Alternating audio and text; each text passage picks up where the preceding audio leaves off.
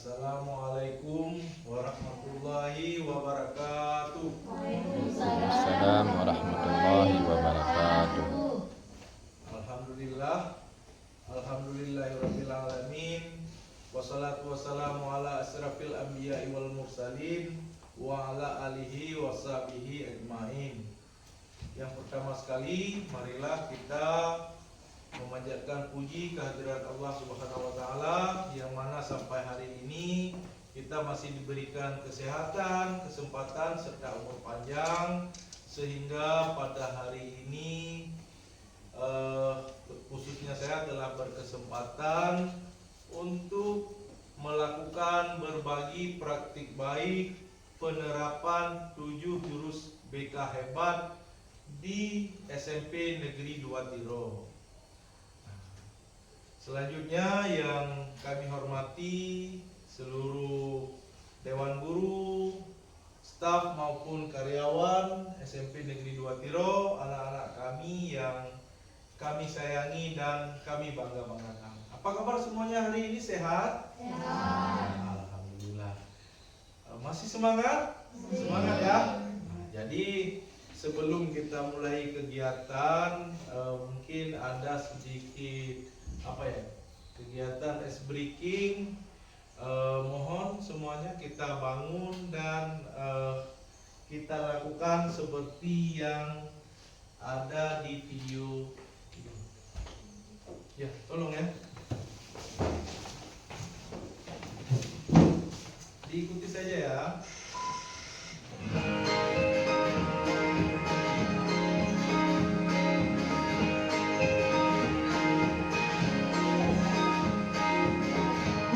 Mandiri dan kuat, tumbuh di lingkungan sehat, bersama guru yang hebat, penuh cinta dan bersahabat, mendidik dengan tulus, gunakan 7 jurus. Kenali potensi, kelola emosi, tumbuhkan resiliensi, jaga konsistensi, menjalin koneksi, membangun kolaborasi, dan menata situasi.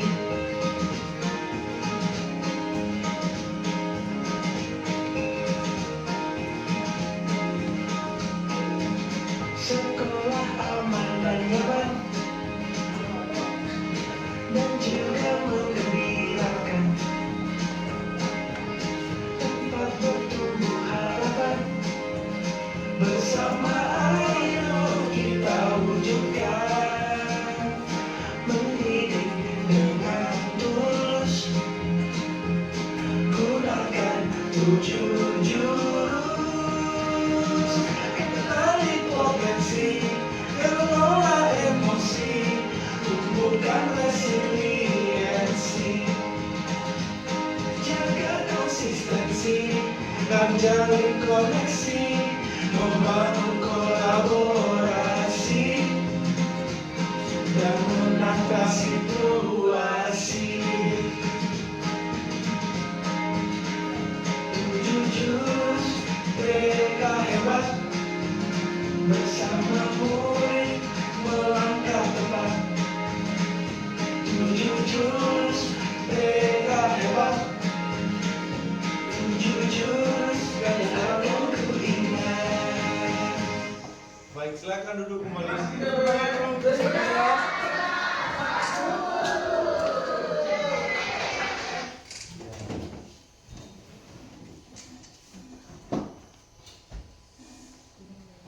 Luar biasa sekali ya semangatnya guru-guru dan siswa SMP Negeri 2 Tiro. Nah, jadi pada kesempatan ini Bapak Ibu, izinkan saya berdiri di depan Bapak Ibu dan anak-anak kami untuk sedikit berbagi praktik baik yang telah kami lakukan terkait dengan penerapan 7 jurus BK hebat yang telah kami lakukan di SMP Negeri 2 Tiro. Jadi kegiatan ini Bapak Ibu merupakan rangkaian dari kegiatan BIMTEK calon fasilitator daerah guru bimbingan konseling ataupun FASDA BK oleh BGTK Aceh, yang mana kami diminta untuk menerapkan minimal 2 dari 7 jurus BK hebat di sekolah kita tercinta ini.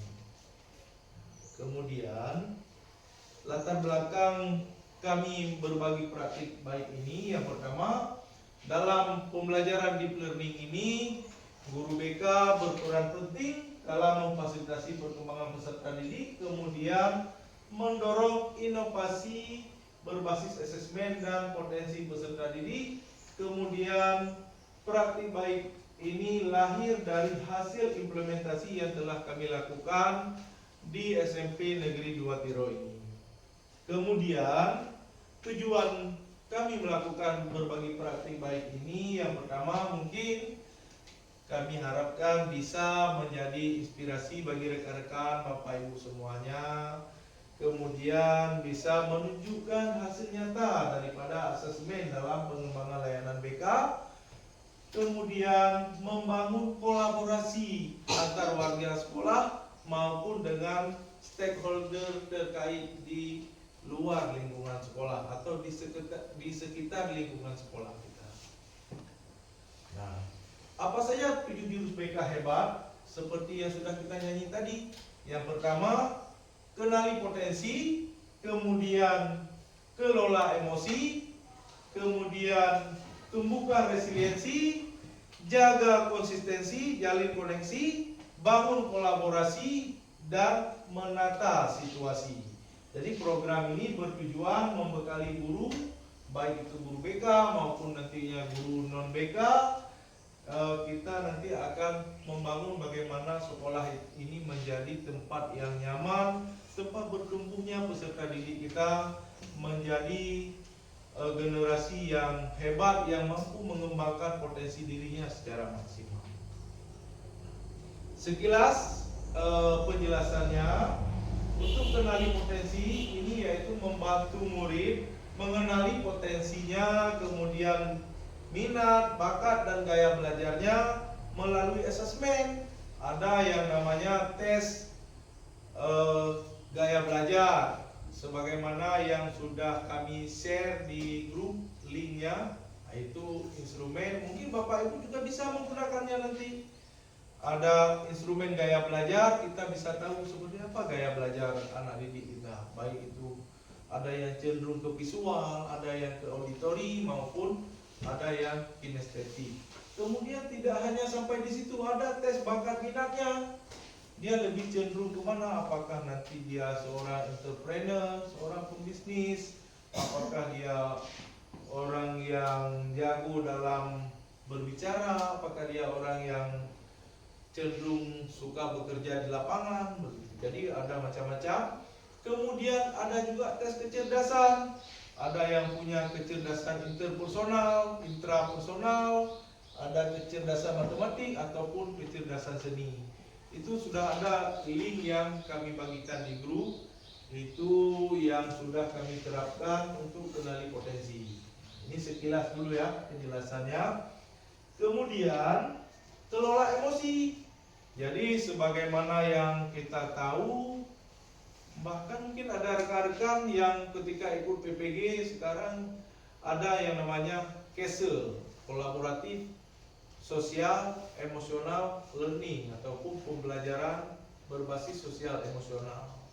Nah, jadi ini menumbuhkan kecerdasan sosial emosional peserta didik, baik itu dirinya maupun murid, melalui kesadaran diri, kemudian empati yang dibangun oleh guru, kemudian pengelolaan emosi, dan pengambilan keputusan yang sehat. Kemudian dia intinya menciptakan iklim pembelajaran yang tenang, peduli, dan penuh kasih sayang. Kemudian tumbuhkan resiliensi. Nah, ini menarik nih.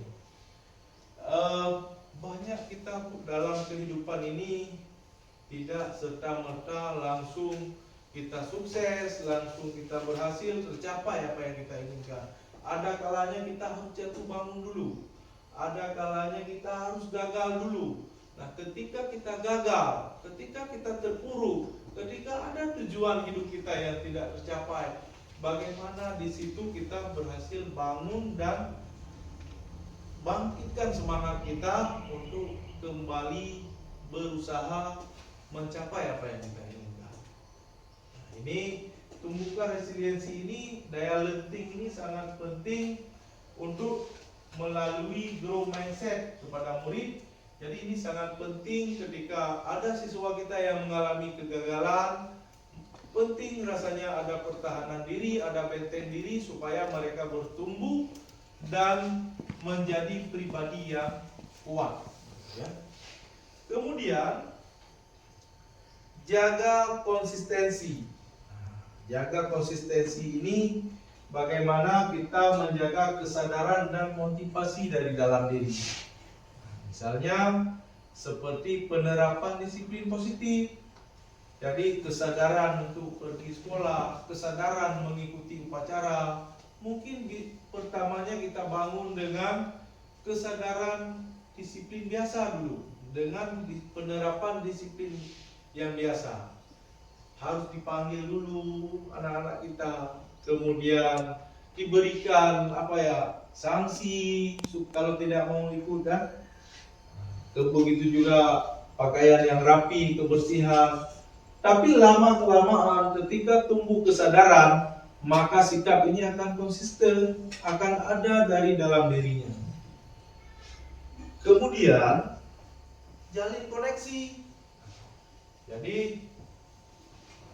kita sebagai guru, terutama saya guru BK dan Bapak Ibu semuanya, kita juga harus punya kemampuan untuk mendengarkan. Nah, jadi kita dituntut di sini ada respon yang berempati terhadap anak-anak kita. Kita harus mampu mendengarkan, menjalin koneksi dengan anak-anak kita, bagaimana terbangun komunikasi yang dua arah, bagaimana kita bisa memahami apa yang anak-anak kita rasakan. Kemudian jurus yang keenam, membangun kolaborasi. Jadi tentu saja kita bekerja dalam lembaga, khususnya kita ini merupakan instansi pendidikan, sekolah. Tidak mungkin kita bekerja dengan sendiri-sendiri. Tentu saja kita butuh kolaborasi, butuh kerja sama tim. Jadi guru BK sangat membutuhkan ibu. Begitu juga ibu, mungkin kita saling berkolaborasi untuk bagaimana kita menyelenggarakan pendidikan yang baik untuk anak-anak kita. Kemudian menata situasi. Jadi ini bagaimana menciptakan iklim sekolah yang nyaman, aman dan menggembirakan. Jadi bebas dari bullying, bebas dari judgement, bebas daripada intoleransi, sehingga mewujudkan sekolah yang begitu nyaman bagi peserta didik, sehingga mereka selalu merindukan untuk berada di sekolah. Selanjutnya, fokus aktivitas. Jadi saya memfokuskan dulu pada dua jurus yang diterapkan di sekolah kita. Yang pertama, kenali potensi. Kemudian yang kedua, kelola emosi. Jadi kenali potensi ini melaksanakan asesmen gaya belajar, tes bakat minat, dan tes kecerdasan mandiri. Kemudian langkah-langkahnya, identifikasi bakat dan minat. Kemudian saya mengintegrasikan ke dalam prota dan RPL. Kemudian membangun kolaborasi dengan guru. Nantinya hasilnya kita bagikan dengan Bapak Ibu, yang mungkin Bapak Ibu bisa manfaatkan itu untuk menyesuaikan pembelajaran dengan anak-anak kita.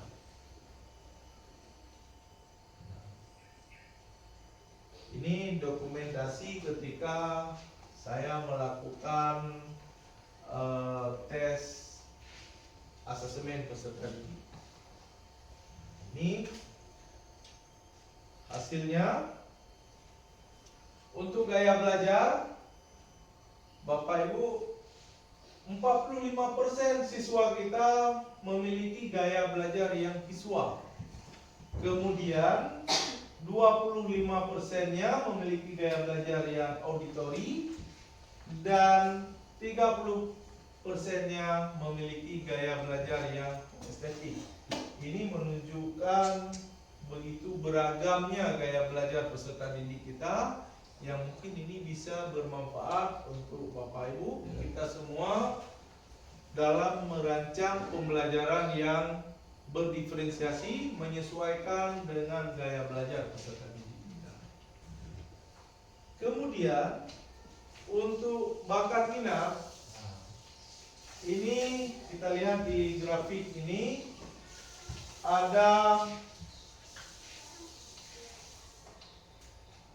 Grafik ini menunjukkan profil kecenderungan minat karir siswa berdasarkan 6 tipe kepribadian.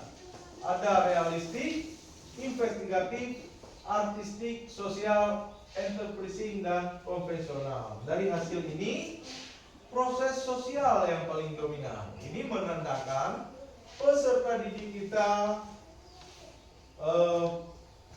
senang bekerja sama, kemudian mereka sangat cocok ketika kita libatkan dalam kegiatan-kegiatan yang berbau sosial, dan ada juga yang artistik dan enterprising. Artinya peserta didik kita ini punya bakat menjadi seorang entrepreneur. Tapi sebagian besarnya mereka lebih ke sosial dan realistik. Kemudian untuk kecerdasan majemuk,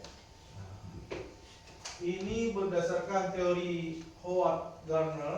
Ini hasil menunjukkan logistik dan logika matematika menjadi kecerdasan paling menonjol di sini.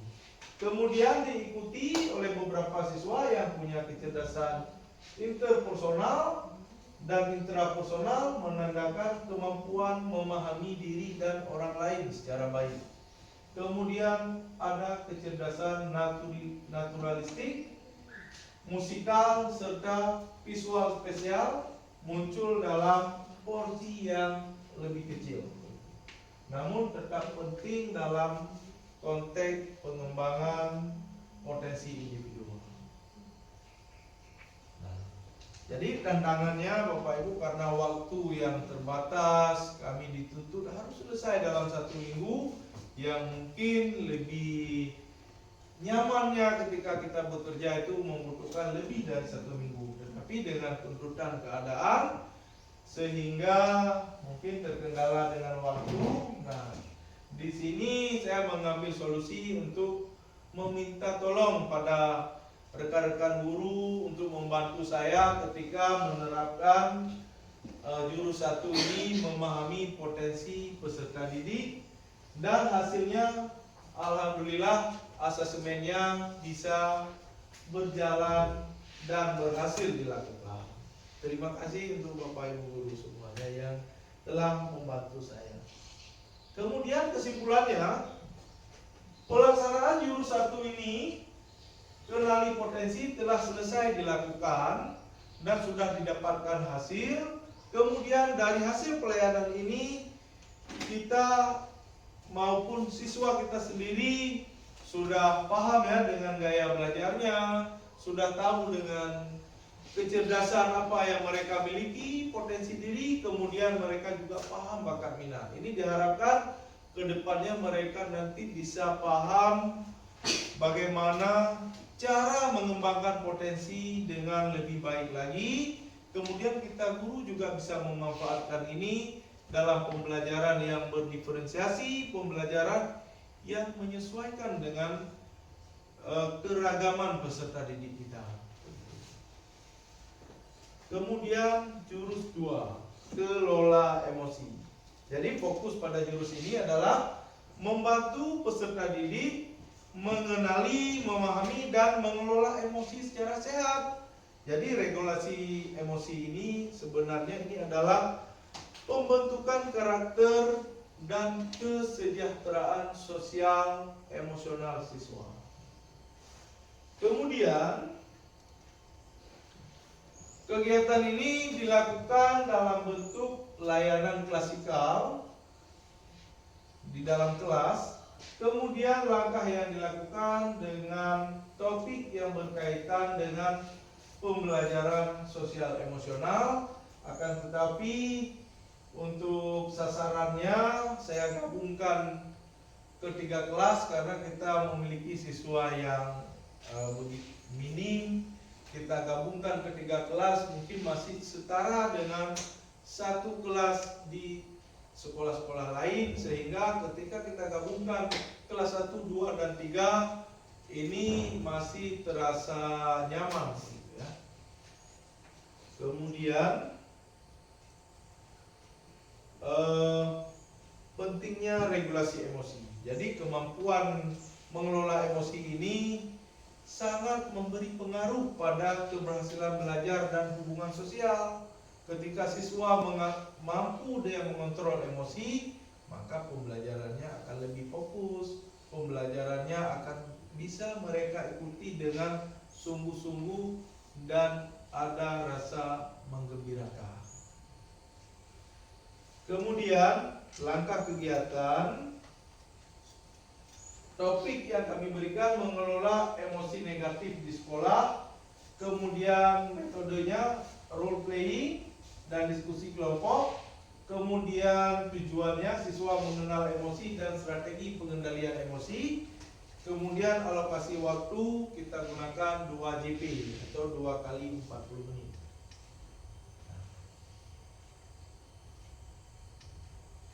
Selanjutnya ini dokumennya. Hasil yang didapat, siswa lebih mampu menenangkan diri ketika menghadapi konflik.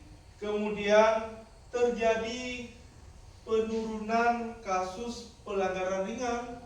Kalau dulu banyak siswa yang agresif, senang mengganggu teman, membuat kekacauan, pelanggaran-pelanggaran ringan semacam ini, kita lihat grafiknya jadi menurun dengan pengaruh daripada pembelajaran sosial emosional. Kemudian kelasnya juga menjadi lebih harmonis dan sportif. Jadi kesimpulannya, implementasi jurus 1 dan jurus 2 ini mendukung pembentukan siswa yang mengenal diri dan mampu mengelola emosi. Jadi program ini diharapkan nantinya bisa menjadi bagian integral dari layanan BK di SMP Negeri 2 Tiro, dan mudah-mudahan ke depannya juga menjadi fokus perhatian kita bersama, bisa kita terapkan dalam pembelajaran sehingga diharapkan semua peserta didik kita nantinya menjadi anak-anak yang berguna, anak-anak yang sukses dan mampu mengembangkan potensi dari apa yang mereka miliki ya. Baik, tidak terasa mungkin beginilah paparan kami terhadap 2 jurus yang sudah kami implementasikan di SMP Negeri 2 Tiro. Nah, mungkin Bapak Ibu ingin memberikan umpan balik, anak-anak kami juga memberikan feedback yang menjadi masukan bagi Bapak, bagi saya khususnya. Ini ada instrumen, mohon dijawab, mohon diisi untuk Bapak Ibu guru ya.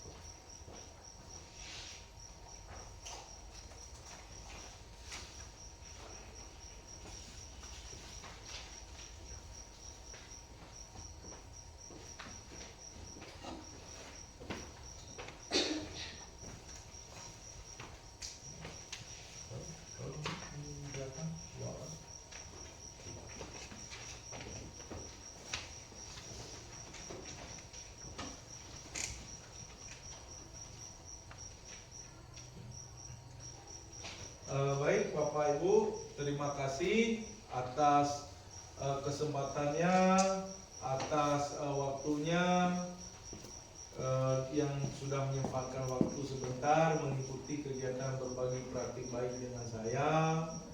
Mohon diisi umpan baliknya nanti dikumpulkan. Mudah-mudahan nanti bisa menjadi sebuah perbaikan bagi saya. Terima kasih sekali lagi Bapak Ibu dan anak-anak kami. Demikian, lebih dan kurang saya mohon maaf. Saya akhiri, wabillahi taufiq wal hidayah. Wassalamualaikum warahmatullahi wabarakatuh. Waalaikumsalam warahmatullahi